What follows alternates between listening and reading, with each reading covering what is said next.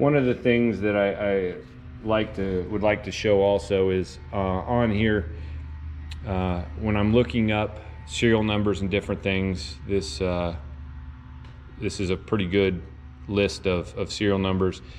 So it just kind of gives you production numbers and serial numbers for the years that the Supers were made, and it's a very good resource that I've used over time. So you can see in '66, roughly there were 185 diesels made. If I go up to gases, there were about 813, if I can do quick math in my head, which I'm not great at. 69, there were about 285. So just kind of gas ones made, that is. I think one of the things of note is of the LP gas ones in 1970, they only made 10 of them. So kind of an interesting fact. I'm gonna guess, because I have seen other Jet 3 propanes, that they probably combined serial numbers and didn't designate out the difference between gas and propane ones in the years leading up to 1970. So just as note. But anyway, it's just an interesting thing for me to know exactly when I'm going out to look at one of these, how many were made, kind of where it falls in the serial number line. I think most people know, but you'll have two plates on these.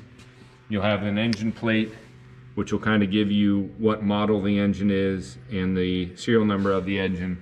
And then a second plate that'll be back underneath where the torque lever is, comes down and by the brake pedal, and that will have your model number and then your serial number. So these are in really good shape, and it makes it easy to read these. So just another interesting part of the Moline tractors and how they put their serial number tags on. Well, that's going to wrap it up for my quick overview of my loader tractor and the 69 Jet. I'm glad they're both sitting next to each other so we could kind of go over these, and it makes it easy for me to pop back and forth. Hopefully my camera work did well. I appreciate everybody watching and subscribing. I'm trying to get better at these. I'm hoping to do a plow day this fall with the 69.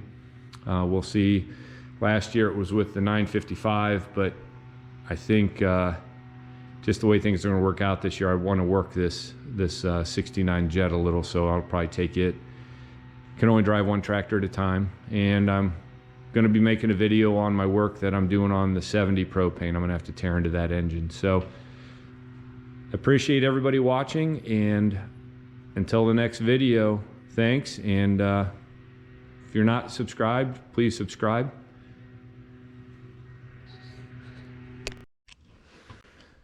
Well, kind of a bittersweet day. I'm maybe selling my 670 Super today, 69. So I thought before it went down the road, I would do a little talk about the 670 tractor line, kind of like I did on the Jetstar 3.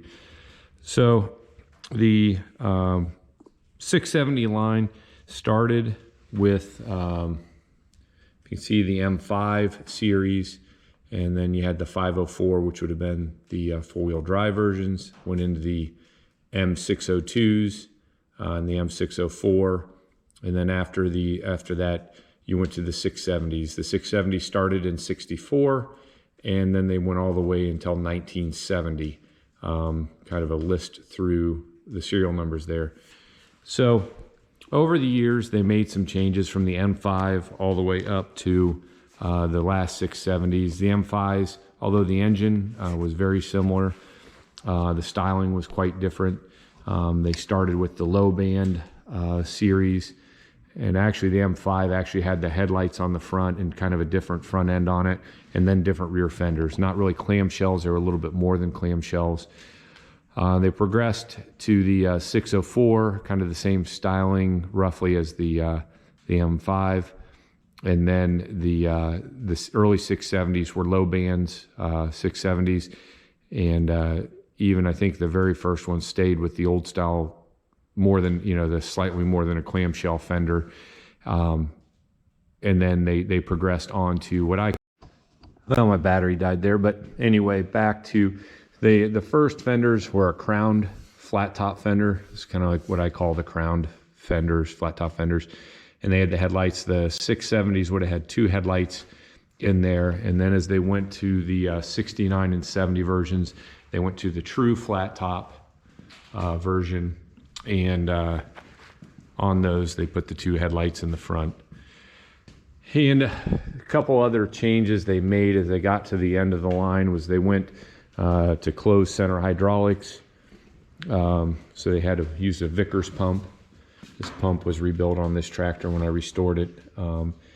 And they added, for those last 2 years, a reserve tank. Since the closed center hydraulics used more fluid, they added a tank that goes underneath the platform.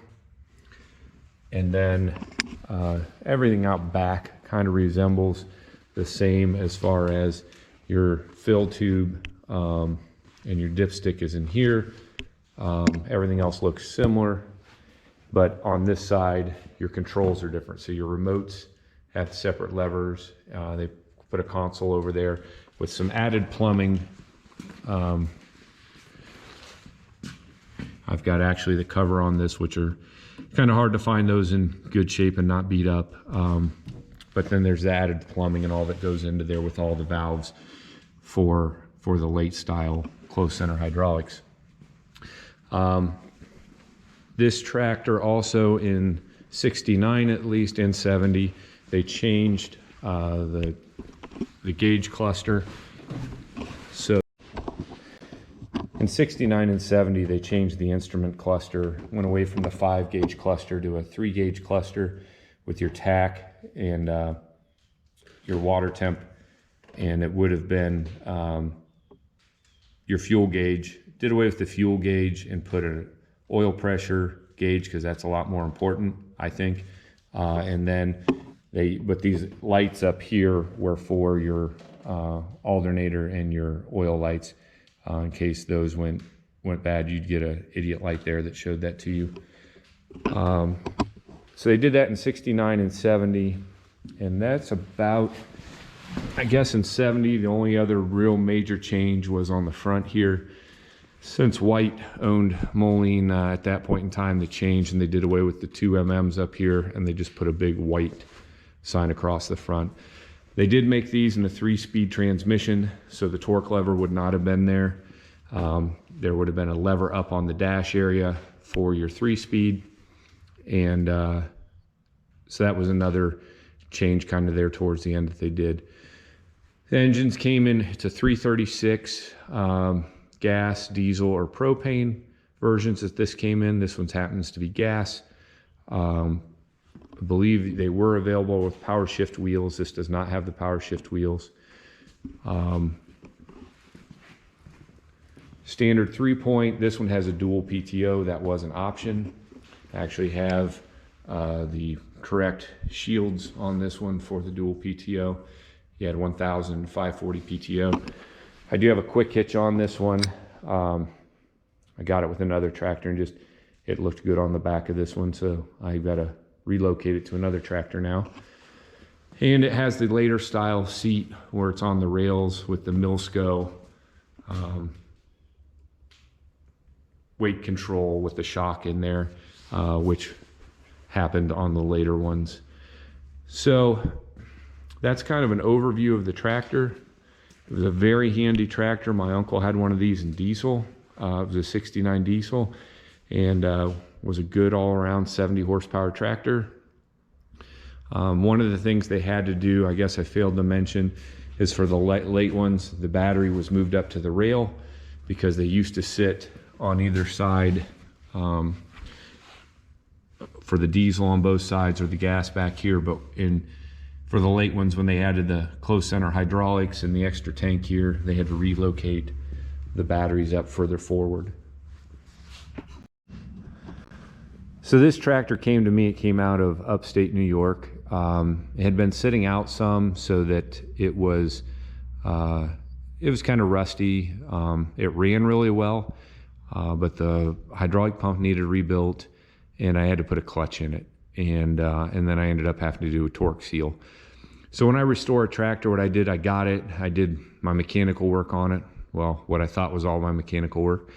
Ran it around, made sure everything was good, then stripped it down. So stripped it down was all of the body work off, basically everything down to just engine, transmission, the wheels off and everything.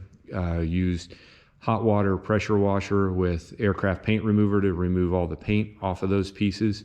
I've since kind of gone to using some sandblasting in there, but I don't do sandblasting around the engine just because I'm concerned about getting sand in there. And so I get it stripped all the way down, and then I put all that in the paint booth, no tires and wheels on it. What I have found on this yellow paint is, this is just the way that I do it when it's nice and clean, is I use an epoxy primer. I go with a white primer sealer, and then I will put 2 coats of paint on the main part of the tractor.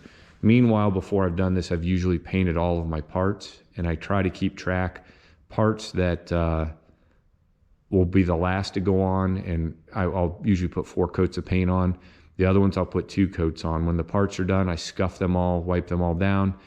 After the main part of the tractor is painted, I scuff the whole main part of the tractor, wipe it down. I bolt a lot of parts back on that I can, that all have 2 coats, and then I coat everything again with 2 more coats. That gives a good solid coat of paint on the whole tractor, and then I don't have any thin areas, or I try not to have any thin areas. Yellow paint is so hard to paint. It's so transparent that here and there you'll end up getting some light areas, and usually we'll just go back over those and touch those up.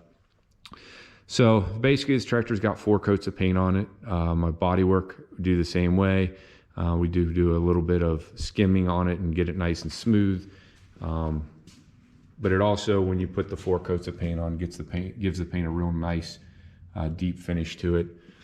I had the exhaust Cerakoted along with the exhaust manifold on this one. After I got it all together and I ran it around, as things go, if things can go wrong, they will. And I would have a puddle of gear oil underneath it, and I couldn't figure out, well, my torque seal went bad and all the time that I'd been working on it. So we had to resplit the tractor and put a new torque seal in. So we came back and basically took it all apart to get in there and put the torque seal in.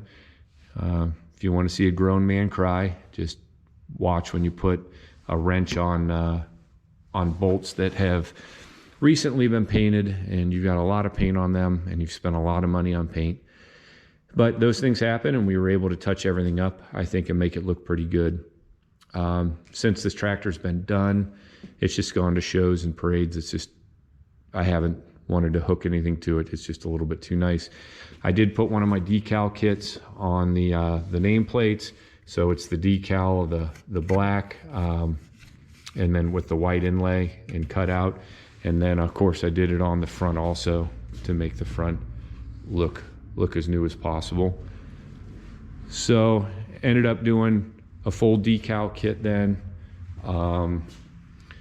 for everything that I could, and tried to be as thorough as I could have been on the whole tractor to make it look as close to original as possible. I do generally go with new lug nuts on the front tires just because it's hard to paint lug nuts and have them hold the paint. New tires on it. At the time I did this tractor, fortunately there wasn't a shortage of everything like there is now, and I could get Firestone tires for it. I just recently looked for some for the 302 hiding over there in the corner, and it wasn't such a good prognosis for getting those. So that's kind of an overview of the 670, a very quick talk about what it's like, and great tractor to drive. I know a lot of people that love the 670. It's very versatile, a great baling tractor, a great tractor just to use for, back in the late 60s and early 70s when farming wasn't the way it is today and so big. This was a workhorse on a lot of farms, and you could accomplish a lot with it. So I think that's why they were very popular. I think I'll end up owning one again at some point. I just have some other ones I want to get since I've added the propane 302 to the stable. I guess a diesel 302 1970s will come at some point in time, so I'd have all three of the gas, propane, and diesel 1970 302s. But for now, I just decided to let this one go. Like I said, it's bittersweet. I spent a lot of time on this restoration. It was over a year to get it to where it is. You know, go through and you replace hoses and clamps, and you know, it's just the amount of work. If you've done one of these, you know, I go through and I replace all of the hood bolts just to make it look as nice as it can look. So that is kind of an overview and talk about, I am not an authority on this stuff. I'm still learning like everybody else, or a lot of people, and that's why I'm making these videos, just to kind of help educate people on the Molines. And I always refer to the older guys that know a lot more than I do, and I'm trying to get as much information from them as I can to help as I move forward in the future working on these, because this is something I hope to do for a long time. So I appreciate everybody watching, and like and subscribe. And I've got more videos coming. I'm still working on the 302 propane back there. I've got parts at the engine shop. The shop itself is a mess right now. I don't even want to swing the camera around. I've got to take a weekend this winter and just deep clean in here. So until the next video, I hope you enjoy this one on the Minneapolis Moline M670. And again, this is a 1969, so this was one of the last ones.